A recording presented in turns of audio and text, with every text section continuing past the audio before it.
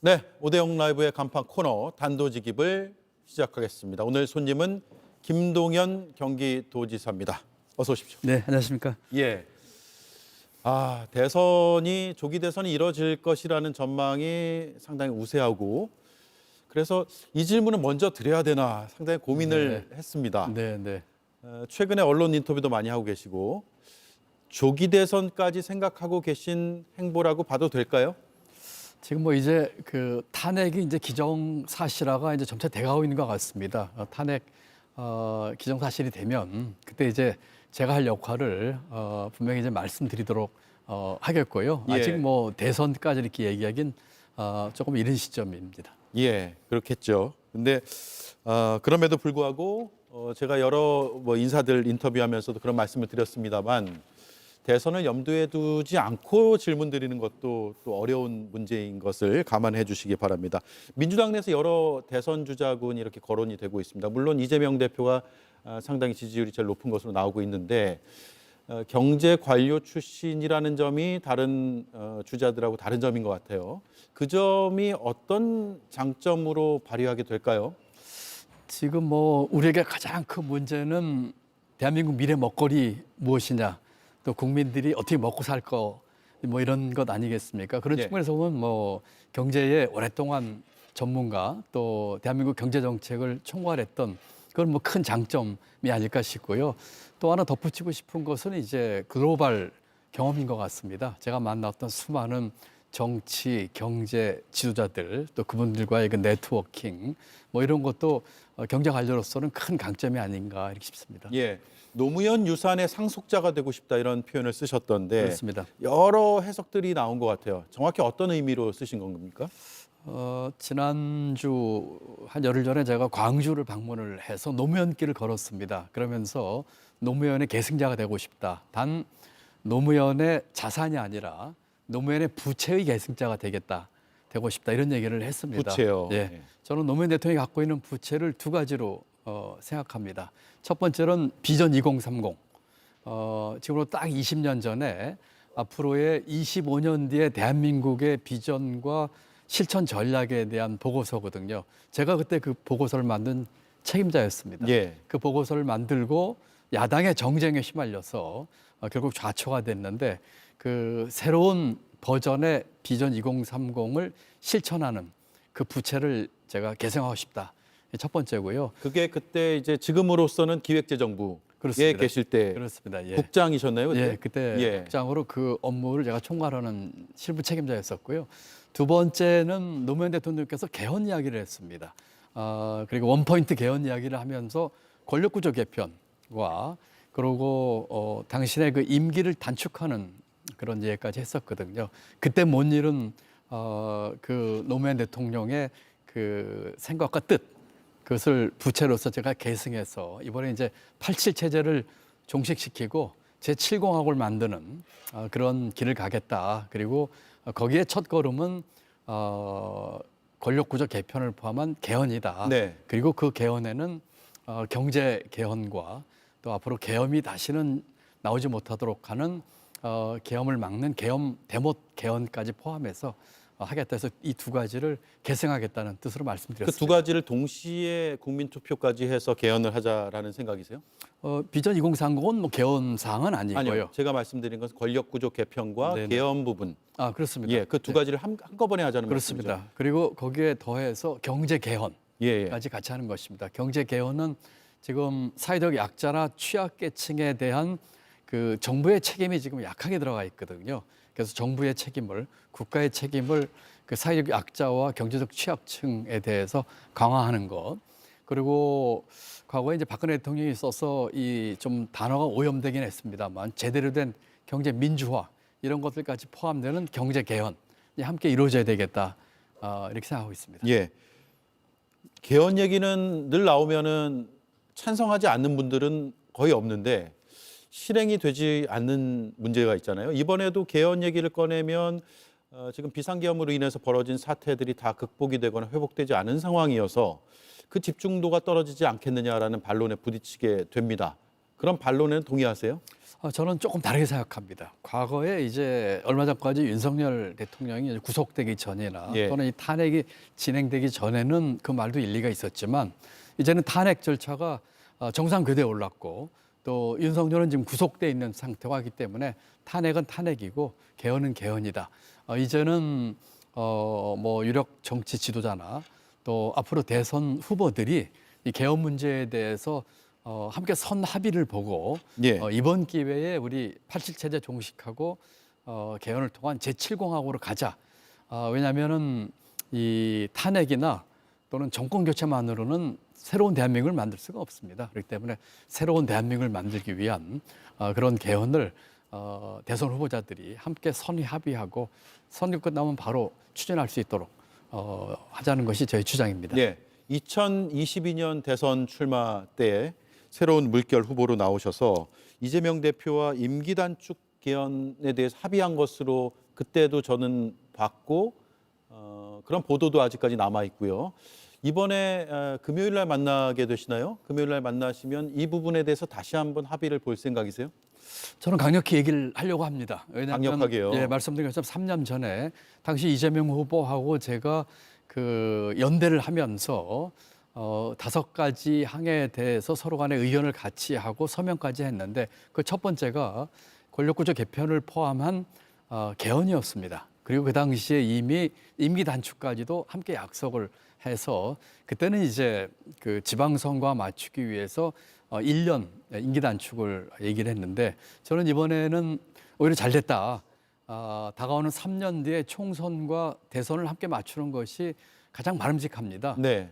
선출되는 대통령의 그 국정 운영을 이제 안정적으로 할 수 있기 때문이죠. 그래서 지난번에도 약속을 했기 때문에 그때에 대한 약속 이행 또 앞으로 할 것에 대해서도 뭐 분명히 이야기를 하려고 생각을 하고 있습니다. 예. 그러면 지금 생각하는 구상은 4년 중임제가 되시는 건가요? 아니면 네, 저는 예. 분권형 분권형 4년 중임제, 4년 중임제요. 그리고 책임 총리제 책임 이런 총리. 것들이 되겠습니다. 그러면 자꾸 이제 그러면으로 질문 드릴 수밖에 네. 없습니다. 궁금한 점이 계속 생겨서요.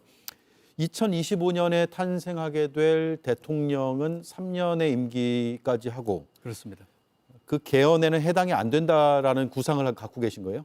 그렇습니다. 지금 현행 헌법은 개헌을 할 당시에 대통령에게는 적용이 안 됩니다. 네. 그렇기 때문에 만약에 2년 임기를 단축해서 다음번 총선하고 대선을 맞춘다면 그 대통령은 다음 대선에는 나오지 못하는 것이죠. 예. 지금 뭐 나라가 아주 혼란스럽습니다.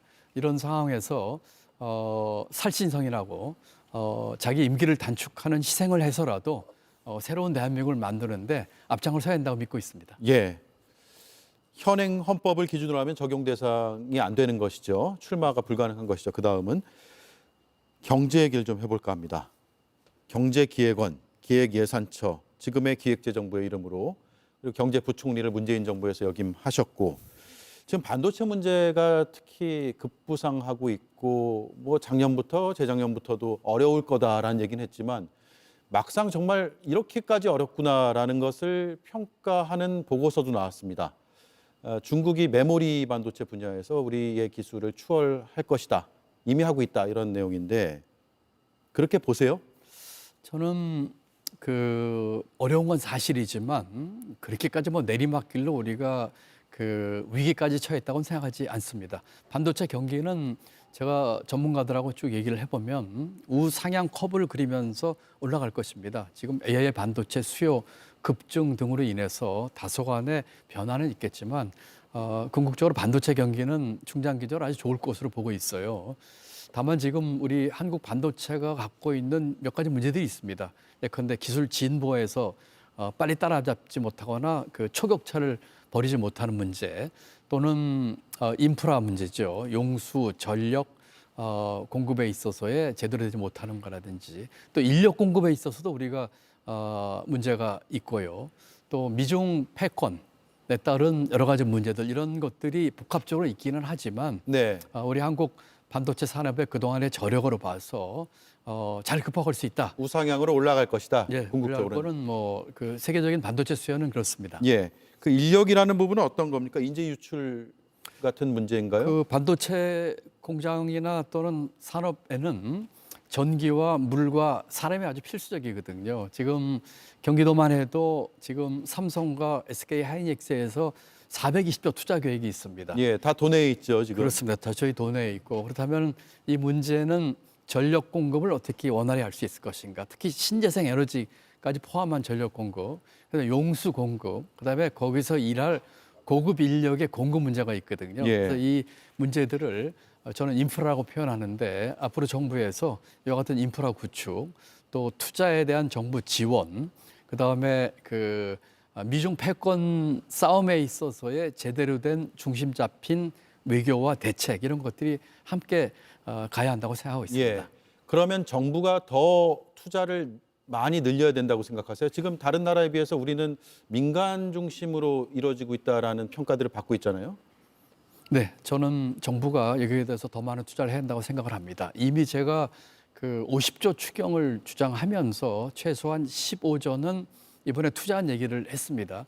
추경은 뭐 앞으로 여러 번 할 수도 있는 거니까 우선 단기간 내라도 투자를 했다고 얘기를 했고 민간이 못하는 부분에 대한 투자를 정부가 해야 됩니다. 아까 말씀드린 초격차 기술 개발이나 또는 인력 양성에 있어서 민간 기업들이 다 하지 못하는 부분, 네. 또 민간 기업들이 그 공장 투자나 인력 R&D 투자 같은 걸 할 때 거기에 따른 이 보조라든지 지원도 저는 적극적으로 검토해야 한다고 생각하고 있습니다. 예.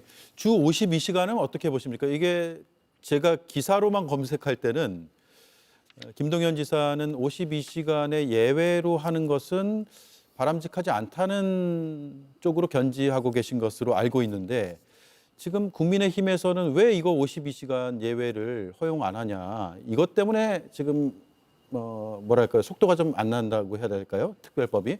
그런 상황인 것으로 보입니다. 52시간 예외로 둬야 된다고 보세요? 아닙니까? 저는 이 문제는 첫 번째로 왜 반도체 산업이 어려울까에 대한 원인 규명을 분명히 해야 된다고 생각을 해요. 52시간 때문에 반도체가 그 어려운 거는 지극히 작은 얘기지요. 경영의 반도체 산업의 경영 문제도 있고 여러 가지 예. 문제가 있죠. 지금 반도체 특별법이 9개가 그 국회에 제출돼 있는데 그 중에 이 52시간 그 예외 규정한 법안은 하나밖에 없습니다. 그리고 두 번째는 이와 같은 52시간 예외가 다른 산업으로 확산될 가능성이 있기 때문에 당초에 우리가 52시간 제도를 도입한 취지에 반할 수가 있습니다. 네. 그렇기 때문에 그와 같은 그 예외를 두는 것에 대해서는 원칙적으로 저는 반대를 하고 있고요. 다른 분야에서도 그러면 왜 우리는 안 풀어주냐 이런 얘기가 그렇습니다. 나올 예, 법하죠. 그렇습니다. 예. 그런데 지금의 이 법을 개정하지 않아 할 수 있는 방법들이 많이 있어요. 예를 들면 지금 특별 연장 근로 인가 제도 이런 것들이 있거든요. 예. 이미 삼성전자에서 지난 2년여 안 되게 20번 넘게 이거를 활용을 했습니다. 그럼 이와 같은 행정 조치와 보완을 통해서 할 수 있겠다. 우리가 이 52시간이라고 하는 취지, 가장 근로 시간 많은 대한민국, 또 노동자의 권익, 또 이런 것들을 봤을 적에 원칙은 지키되 이와 같은 행정 조치와 보완을 통해서 할 수 있는 것들을 하면 되겠다. 예. 이렇게 생각하고 있습니다. 예. 민주당 당내 얘기 좀 해볼게요. 네. 이재명 대표가 통합 행보를 하고 있습니다. 오늘 김부겸 총리를 만나죠. 만난 시간상으로 지금 만나기 전인 것으로 보이고, 그리고 금요일에 만나시기로 돼 있고, 예, 그렇습니다. 예, 이런 행보는 통합 행보로 표현을 합니다. 긍정적으로 보세요. 예, 긍정적으로 봅니다. 그렇지만 뭐 이거는 이제 시작이죠. 그 보다 다양한 목소리 듣고 보다 다른 생각 가진 다양한 어떤 당내의 여러 세력들을 끌어안고 그 토론하고 하는 것들 앞으로 더 기울여야 한다고 생각합니다. 왜냐하면 정권 교체를 꼭 해야 되겠는데 예. 제대로 된 정권 교체를 해야 되겠는데 그렇게 하기 위해서는 한 목소리나 일극 체제가 아니라 다양한 목소리를 조화롭게 끌어안는 것이 민주당의 경쟁력을 높이는 길이거든요. 그래서 시작은 뭐 괜찮다. 그렇지만 앞으로 더 많은 그런 통합 행보와 또 다양한 목소리를 끌어안고 토론하는 노력이 필요하겠다 예. 생각합니다. 그 필요성은 현실화될까요? 그렇게 이루어질 거라고 보세요? 네, 그렇게 뭐 이루어져야 한다고 생각하고 있습니다. 예. 비명계 인사들의 희망과 대안 포럼 출범을 했습니다. 영상 축사를 보내셨던데 함께 하기로 돼 있는 건가요? 어떻게 됩니까? 뭐 함께 한다는 표현이라기보다는 뭐 그런 것들이 꼭 비명, 친명 가르는 그런 문제는 아니라고 예. 생각을 하고 있어요. 다 당과 정권 교체를 위해서 애쓰시는 분들이지요. 아까 말씀드린 것처럼 민주당이 그 보다 강한 경쟁력을 가지고 정권 교체를 제대로 반드시 이루기 위해서 그런 세력들도 함께 목소리를 내는 것이거든요. 함께 끌어안고 다양한 목소리가 오히려 나오는 것이 예. 국민들이 보기에도 건전할 겁니다. 예. 그러면 이 질문이 바로 이어질 수밖에 없습니다. 김부겸 전 총리, 김경수 전 지사, 박용진 전 의원이 움직이고 있습니다. 그 움직임의 폭은 좀 다르지만 네. 그리고 비명이라고 불리고 있습니다. 물론 그 표현에 대해서 다 동의하시지는 않겠습니다만 함께 연대해 나가실 생각도 있으세요? 향후에? 연대라기보다는 당내 경선에서요. 대화하고 함께 뜻을 나누는 건 얼마든지 가능하고 또 일본 분들하고 벌써 대화를 나누고 있습니다. 그렇기 때문에 뭐 그걸 지금 단계에서 뭐 연계라고 표현하기보다는 대화 나누고 아까 말씀드린 것처럼 어떻게 하면 이 제대로 된 정권 교체와 새로운 대한민국을 만들까에 함께 뜻을 모으고 하는 것은 뭐 언제든지 할 수 있는 일이죠. 일부와 대화를 나누고 있다고 하셨는데 지금 공개된 것 말고도 더 있습니까? 네, 그럼요. 예, 뭐 누구죠? 편하게들 얘기 나눌 수 있는 상대들이니까요. 예. 제가 부총리 때 김부겸 총리는 행안부 장관을 하셨고요. 또 제가 부총리 때 우리 김경수 지사는 경남지사를 했었고요. 뭐 이래저래 뭐 다들 소통되는 분들이기 때문에 예. 그렇지만 목표는 한 가지. 이 지금 탄핵을 빨리 마무리 짓고 정권 교체, 새로운 대한민국 만드는 데 뜻을 모으는 것이죠. 예, 제가 언급한 이름의 분들과 다 소통을 하고 계시는군요. 그렇습니다. 보시면 되겠습니다. 예, 네. 다만 연대로 볼 수는 없다 네, 그 말씀이네요. 예. 2022년 지방선거 때 굉장히 엎치락뒤치락하다가 박빙의 표차로 승리를 하셨기 때문에 선거에서 1대1로 붙었을 경우 얼마나 이게 어려운 구조인지를 잘 아실 것 같습니다. 경선 앞으로 과정이 펼쳐지게 된다면 그 결과가 어떻든 간에 단일 대우를 이뤄야 된다는 점에서는 같은 생각이신가요? 그렇습니다. 예, 지금 또 민주당 힘만으로도 부족할 겁니다. 민주당뿐만 아니라 여러 가지 다양한 가치를 갖고 있는 정치 세력, 더 나아가서 이 깨어 있는 시민의 힘까지 합쳐가지고 아주 뭐라고 할까요? 큰 다수의 좀 지지를 받아서 네. 새로운 정권 교체로 인한 새로운 대한민국 만드는데 함께 동참을 해야 될 것입니다. 네. 도정의 공백은 없을까요? 만약에 이런 대선 국면에 만약에 참여를 하게 된다면 도정에 공백이 없도록 하겠습니다. 이제까지 2년만 넘게 도정을 하면서 탄탄하게 잘 해왔다고 생각을 하고 있고요. 또 오랜 공직 생활을 통해서 도정의 방향에 많은 부분이 안정적으로 됐다고 생각합니다. 소홀히 하지 않고 문제 없도록 하겠습니다. 예. 김부겸 전 총리가 수박이란 표현을 자제해달라는 호소를 했고요. 이 자리에서 저하고 지난주에 인터뷰하면서도 그런 그러셨나요? 언급을 했는데 그 뒤에 이재명 대표가 화답을 했거든요. 비판을 멈춰달라라는 당부인데 제가 좀 읽어보겠습니다. 지지자 여러분, 비난을 멈춰주십시오. 비난이라는 표현입니다. 팩트가 틀린 것이 있으면 반박하고 예의와 품격을 갖춰서 토론을 하면 된다. 결국 다 함께할 식구끼리 서로 비방을 하면 누가 가장 좋아하겠나라는 입장을 냈습니다. 저 입장 보고 어떤 마음이셨어요? 뺄 셈이 아니라 덧셈을 해야죠. 예. 지금 우리가 같은 목표를 갖고 정권 교체와 새 대한민국을 하려고 하는데 빼는 게 아니라 보태는 그런 정치와 그런 화합을 해야 되겠죠. 그렇기 때문에 뭐 이 대표가 저렇게 한 것에 대해서는 저는 같은 생각이고요. 예. 실천에 옮겨졌으면 좋겠습니다. 예. 아직까지 실천이 안 됐다고 보세요? 저 며칠 안 되긴 했습니다. 글쎄요, 지금 우리 저게 뭐 이 대표가 한다고 뭐 다 그러니까요. 실천에 옮겨지는 것도 아니고 예. 거고요.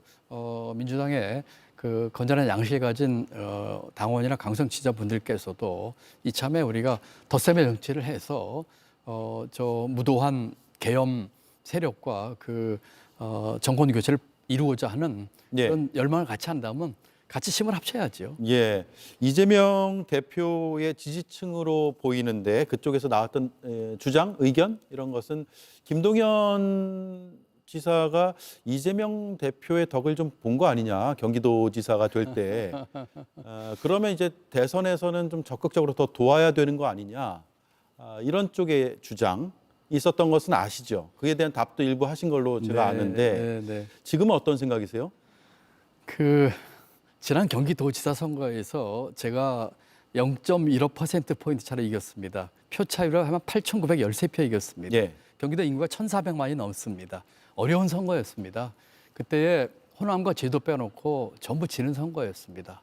제가 극적으로 이겼고, 그럼으로써 우리 민주당의 종자 씨앗 살려달라고 한 호소가 먹혀 들어갔고, 그때 받았던 다른 민주당의 어떤, 그 당시에 경기도 시군 31개 중에 제가 22개를 졌거든요. 그때 이겼습니다.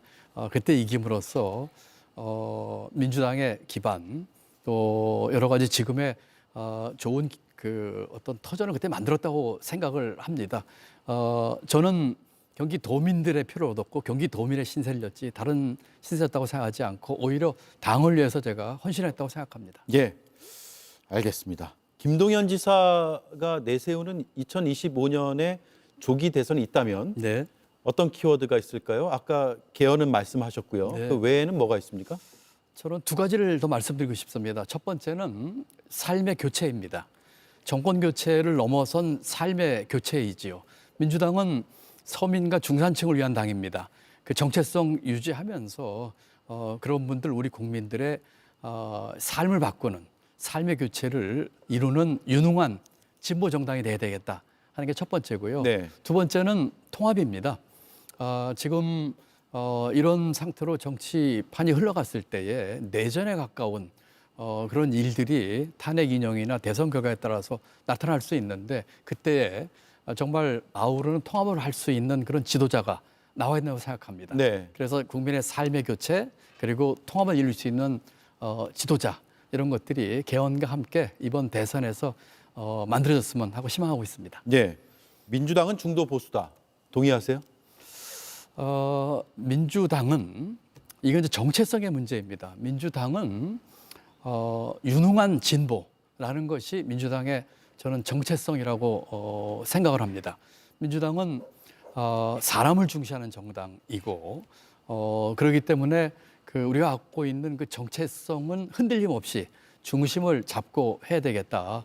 그리고 중도 확장이라든지 선거 전략으로서 이것은 필요하겠지만 우리가 갖고 있는 그 핵심이 변해서는 안 되겠다. 예. 그런 생각을 가지고 있습니다. 예. 이재명 대표도 핵심을 건드린다는 이야기는 안 한 것으로 제가 알고 있고, 그래서 기존의 민주당에서 그렇다고 해서 우리는 진보당이다, 진보정당이다 이렇게 표현도 안 했지만 보수 쪽을 더 담당해야 된다라는 취지라고 설명을 한 것으로 저는 이해를 했는데, 그럼에도 불구하고 우리는 유능함, 진보를 더 앞세워야 된다는 말씀을 그렇습니다. 하신 거예요. 예. 제가 생각하는 민주당의 그 정체성은 유능한 진보입니다. 진보의 가치를 유능한 역량으로 해결하는 정당인 것이죠. 그렇기 때문에 이와 같은 그 가치와 중심에는 변함이 없어야 될 것이고, 다만 이런 것들을 실천하는 과정에서 이제 실용주의적 접근이나 또는 중도 확장을 위한 노력은 해야 되겠죠. 그렇지만 예. 어디까지나 그거는 접근 방법과 실천의 문제고, 목표 자체는 이제 그 아까 말씀드린 진보 정당으로 해서 유능함을 보여주는 것이고, 아마도 이러한 것들이 나오는 이유는 이 다소간의 이 불안감 때문이 아닌가 싶어요. 자신감을 가져야 된다고 생각합니다. 민주당의 같은 예. 가치에 대해서. 오히려 지금 민주당이 지금 갖고 있는 그 어려움과 위기 의식의 그 근원은 신뢰입니다. 민주당은 지금 어떻게 보면 신뢰 위기에 빠져 있거든요. 그렇기 때문에 유능한 수권 정당으로서의 신뢰를 국민에게 보여주고, 말이나 있는 자리가 왔다 갔다 하는 것이 아니라 자리는 분명히 자기 자리를 찾되, 그런데 이제 접근 방법에 있어서는 실용주의적 또는 중도 확장까지를 하는 그런 전략을 취해야 한다고 생각합니다. 김대중 전 대통령, 문재인 전 대통령도 중도 보수 혹은 중도 보수를 이야기했다라는 것을 이재명 대표 측에서는 여러 근거 중에 하나로 삼고 있습니다. 그때는 그러면 선거의 전략이었을까요? 아니면 정말 우리는 보수를 지향한다라고 판단했을까요? 아니면 상대적인 해석이었을까요? 두 분 대통령께서는 민주당이 갖고 있는 진보의 가치에 대해서는 조금 더 흔들림이 없었던 분들입니다. 제가 김대중 대통령도 청와대에서 모셨고 문재인 대통령도 부총리로 모셨습니다. 그분들이 갖고 있는 민주당이 갖고 있는 진보로서의 그 유능한 진보로서의 그 생각은 흔들림이 없는 분들입니다. 이런 가치를 실현하기 위해서 중도 확장을 하거나 실용주의적 접근을 한 것이지요. 이번에 우리 민주당도 이번 선거에 있어서도 조바심 내거나 그 자신감 흔들리지 말고 신뢰를 갖고 신뢰를 회복하면서 중심을 잡아야 한다고 생각을 합니다. 지금 민주당이 갖고 있는 이 위기라고 할까요? 이 어려움, 지금의 민주당은 과연 정권 교체가 되겠어 하는 그런 의아심을 갖고 있는 분들도 일부 계시거든요. 그런 분들에게 지금 할 수 있는 것들은 신뢰 회복입니다. 분명한 중심, 그리고 그 말 왔다 갔다 우리 있는 자리에 흔들리지 않고 가는 그 신뢰 회복, 이것이 중요하다고 생각합니다. 예, 알겠습니다. 시간 25분이 훌쩍 가버렸습니다. 잘 들었습니다. 고맙습니다. 네, 감사합니다. 예, 지금까지 김동연 경기지사였습니다.